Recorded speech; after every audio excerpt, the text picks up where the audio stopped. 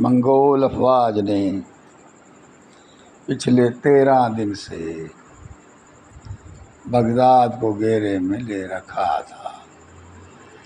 جب مزاحمت کی تمام امیدیں دم توڑ گئیں تو 10 فروری سن 1258 کو فصیل کے دروازے کھل گئے۔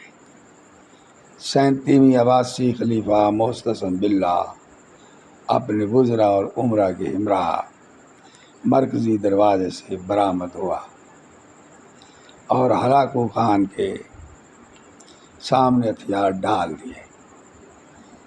ہلاکو نے وہی کیا جو اس کا دادا چنگیز خان کرتا تھا۔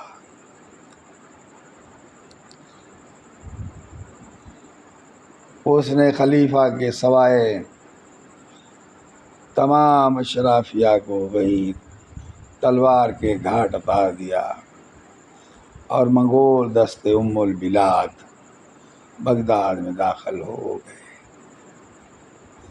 اس کے اگلے چند دن بعد وہ شہر میں بھوکے گدھوں کی طرح بپھر گئے، اس طرح جیسے غضبناک بھیڑیے بھیڑوں پر ہلہ بول دیتے ہیں۔ بستر اور تکیے چاقوؤں سے پھاڑ دیے گئے۔ حرم کی عورتیں گلیوں میں گھسیٹی گئیں اور ان میں سے ہر ایک تاتاریوں کا کھلونا بن کر رہ گئی۔